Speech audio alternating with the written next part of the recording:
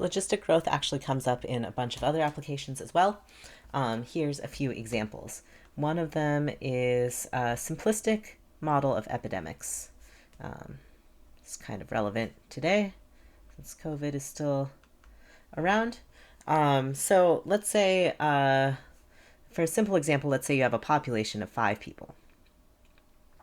Okay, and you have 2 people who are infected and 3 people who are not infected. And we don't have any sort of social distancing or quarantine. So it's just if an infected person comes near a non-infected person, then they get infected. So then our change in, let's say, y is the number of infected people with respect to time. Let's think about this. Well, we have 2 people here. So there's 3 people that this person could interact with.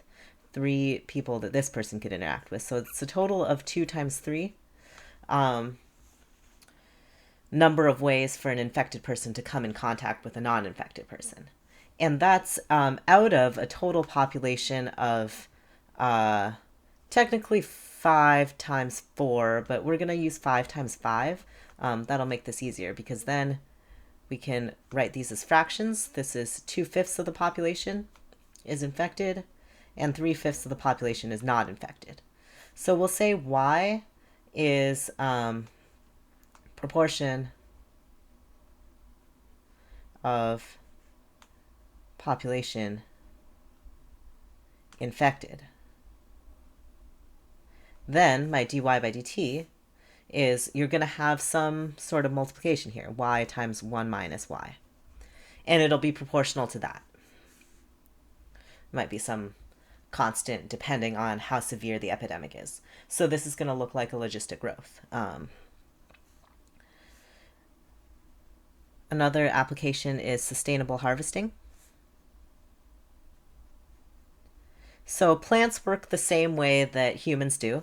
So we're going to start with the amount of crop. Y is now the amount of crop. This is going to look a lot like the population logistic growth, humans or animals or plants. That's a great thing about biology. So here's logistic growth. And then we're going to subtract, and we can harvest some proportion of the plant. So here's some constant proportion harvested.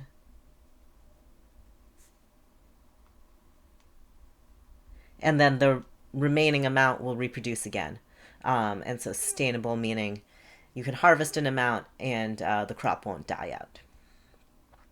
Okay, and then we can factor out a y and we still get a polynomial in y over here. So that's also logistic growth. And then we also have population growth with a threshold. So making the population growth a little more complicated now. We started with, remember, exponential growth for population, and we said, well, that's not reasonable because if you look around and there's too many people around, you might not reproduce as much. So then we added a carrying capacity k. Carrying capacity. This was 0. This is time population. And now we're actually going to add another value. So there's k. We're going to add a big T. This is our threshold. What does the threshold mean? Well, if you think back to cavemen, and they're in tribes, and they're in like reasonably large tribes because if there's not enough people in their tribe, they're going to die out. You can't have a tribe of 3 people, probably. You're just not going to survive. So T is the threshold. It's the threshold for extinction. And so what's going to happen is the solution curves down here to the differential equation. Maybe we won't have negative time, so actually.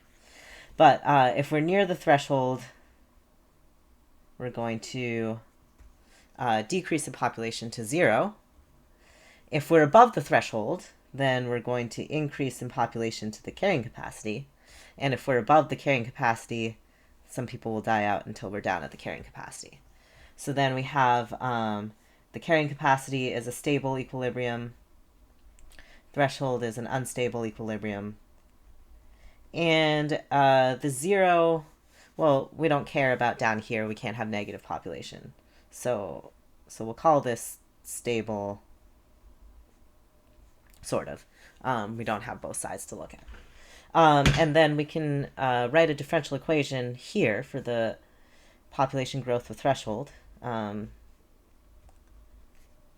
This is going to be, so let's see, what did we have before? We had 1 minus p over k p, and then we multiplied by r. And now to make it look similar, we're going to write 1 minus p over t. That's going to guarantee a root of t for this side of the polynomial.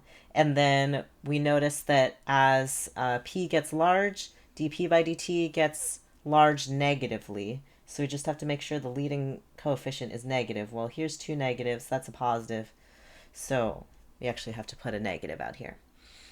Think about that. Make sure that differential equation makes sense to you.